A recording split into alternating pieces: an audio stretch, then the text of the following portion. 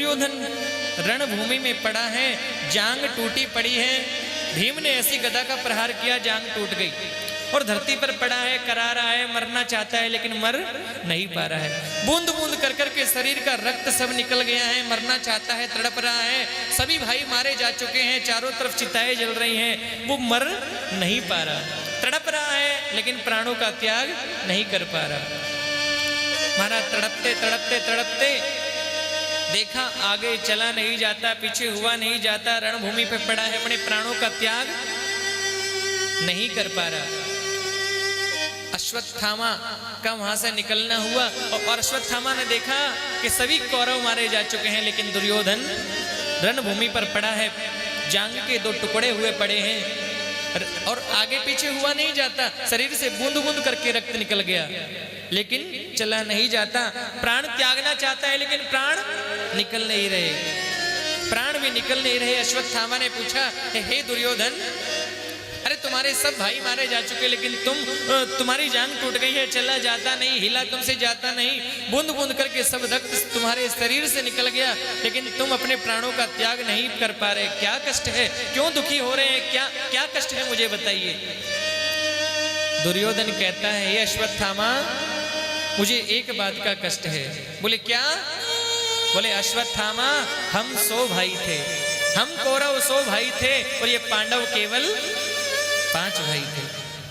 हम 100 भाई थे, इन 100 भाइयों में से आज मेरे पास मेरा एक भी भाई जीवित नहीं है और ये 5 पांडव 5 भाई थे, इन 5 में से एक भी पांडव मारा नहीं गया। इसी बात का मुझे कष्ट है, यदि कोई एक पांडव भी मर जाता तो मैं अपने प्राणों का त्याग आसानी से कर देता। अश्वत्थामा कहता है, अरे महाराज, अब पछताए होत क्या, अब पछता क्यों रहे हैं? यदि आप मुझे पहले सेनापति बना देते तो मैं सब पांडवों को मार डालता। आपने भीष्म पितामह को सेनापति बनाया, कर्ण को सेनापति बनाया, लेकिन मुझे सेनापति नहीं बनाया। यदि मुझे सेनापति बनाते तो सब पांडवों को मैं मार डालता। दुर्योधन ने जैसे ही सुना महाराज शरीर से रक्त निकल रहा था, रक्त को लेकर के अश्वत्थामा के तिलक कर दिया और कहा कि अश्वत्थामा, मैं तुमको सेनापति बनाता हूँ, अभी युद्ध समाप्त नहीं हुआ, मैं तुमको सेनापति बनाता हूँ, मेरे मरने से पहले तुम एक पांडव को भी मार करके आ जाओगे तो मैं आराम से अपने प्राणों का त्याग कर पाऊंगा। महाराज अश्वत्थामा वहां से चल दिया और सोचने लगा, मैंने दुर्योधन को बोल तो दिया कि मैं पांडवों को मार डालूंगा, लेकिन मैं कैसे मारूं? अरे जिन पांडवों का बाल बाका भीष्म पितामह, कृपाचार्य, द्रोणाचार्य, कर्ण जैसे योद्धा और 18 अक्षौहिणी सेना जिनको मार ना सकी, मैं अकेला उनको कैसे परास्त करूंगा? अब सोचता जा रहा है महाराज, बोले युद्ध में तो जीतना पांडवों को बड़ा मुश्किल है, मैं धोखे से पांडवों को मार डालूंगा। और सोचा कि आज रात्रि का समय आएगा, रात्रि को पांडव सोएंगे, सोते सोते सब पांडवों को मार करके आ जाऊंगा। और महाराज ऐसा ही निर्णय कर लिया। उधर पांडवों के शिविर में बड़ा आनंद चल रहा है, सभी झूम रहे हैं, पांडव सोने के लिए तैयार हुए। भगवान श्री कृष्ण आए और कहने लगे, हे पांडवों, आज तुम्हें सोना नहीं है। सब पांडवों को लेकर के भगवान श्री कृष्ण दूर चले गए, क्योंकि कहते हैं ना, जिसकी रक्षा भगवान करते हैं उसे कोई मार नहीं सकता, कि जाको राखे साइया मार सके ना कोई, और बाल न बाको कर सके जो जग बैरी होई। भगवान श्री कृष्ण ने 5 पांडवों को कहा, सोना नहीं, तुम आज हमारे साथ चलो, ये खुशी की रात है, आज की रात सोना नहीं है।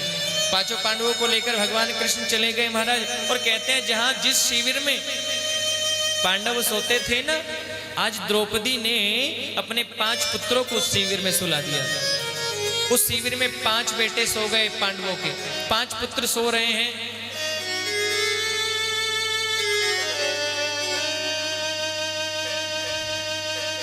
पांच पुत्र महाराज वहां सो गए।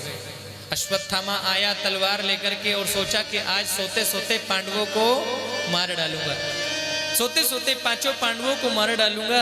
और महाराज आज पांडव नहीं सो रहे, कौन सो रहा है? पांडव पुत्र सो रहे हैं। द्रौपदी के 5 बेटे जहां पांडव सोते हैं वहां पर सोए पड़े हैं। अश्वत्थामा रात के अंधेरे में आया और नंगी तलवार लेकर के हाथ में चल रहा है, और देखा कि 5 पुरुष सो रहे हैं। उसे पता नहीं चला कि पांडव सो रहे हैं, पांडव पुत्र सो रहे हैं। महाराज रात के अंधेरे में पांचों पुत्रों को, द्रौपदी के निर्दोष पुत्रों को, पांचों को शरीर को धड़ से अलग कर दिया, गर्दन को काट डाला महाराज। महाराज थोड़ी देर में तो पूरा शिविर रक्त की नदी बन गया, पूरे शरीर शिविर में रक्त ही रक्त हो गया। और अश्वत्थामा ने सोचा कि दुर्योधन पूछेगा पांडवों को मार करके आया कि नहीं, तो क्या सबूत दूंगा। महाराज पांचों बच्चों का जो सिर था उसे साथ लेकर के चल दिया, बोले जाकर के दुर्योधन को दिखा दूंगा कि मैंने पांचों पांडवों को मार डाला, अब तुम आसानी से मर सकते हो। पांचों सिरों को हाथ में लेकर के गया और महाराज जैसे ही दुर्योधन के पास में पहुंचा कहने लगे महाराज मैं पांचों पांडवों को मार करके आ गया, अब आप आसानी से मर सकते हो। दुर्योधन सोचने लगा ऐसा हो नहीं सकता, अरे जिसको भीष्म पितामह, कृपाचार्य, द्रोणाचार्य, भीम जैसे कर्ण जैसे योद्धा जिनका बाल बांका नहीं कर सकी, 18 अक्षौहिणी सेना जिसका बाल बांका ना कर सकी, ये अश्वत्थामा एक रात्रि में मार करके कैसे आ गया। महाराज विश्वास नहीं होता ना, बोले नहीं नहीं देखो मैं पांडवों का शीश लेकर के आया हूं। और महाराज जैसे ही प्रकाश में शीश को देखा तो कहने लगे अरे अश्वत्थामा तू देख किसको मार करके आया, ये पांडव नहीं ये पांडव पुत्र है। अरे द्रौपदी के निर्दोष बेटे हैं, अरे तूने उनको ही मार डाला, हमारे कुल में पानी पिलाने वाले यही बचे थे और तूने उनको ही मार डाला, अरे दुष्ट तूने ये अच्छा नहीं किया। कहते हैं शीश को देख करके दुर्योधन को बड़ा पश्चाताप हुआ और तड़प तड़प के दुर्योधन ने अपने प्राणों का त्याग कर दिया।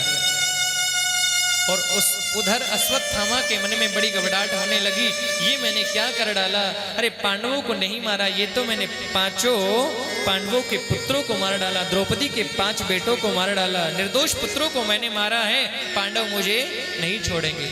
महाराज प्रातः काल हुआ, द्रौपदी जैसे ही शिविर में आई तो देखा पांचों पुत्र है ही नहीं। महाराज जैसे ही देखा शरीर पर सिर नहीं है, केवल धड़ धड़ पड़ा है, पूरा शिविर खून से लथपथ पड़ा है, ऐसा लगता है कि खून की नदी बह रही है। महाराज जैसे ही अपने बच्चों को देखा शीश है ही नहीं, महाराज अपने पुत्र के शरीर को जैसे ही देखा धरती पर धड़ाम से गिर गई और रोने लगी, विलाप करने लगी, ये कैसे हो गया, अरे मेरे निर्दोष पुत्रों ने किसी का क्या बिगाड़ा था कि इनको मार करके चला गया, मेरे पुत्रों ने किसी का क्या बिगाड़ा है, ऐसा किसने किया है, मैं उसको छोड़ूंगी नहीं।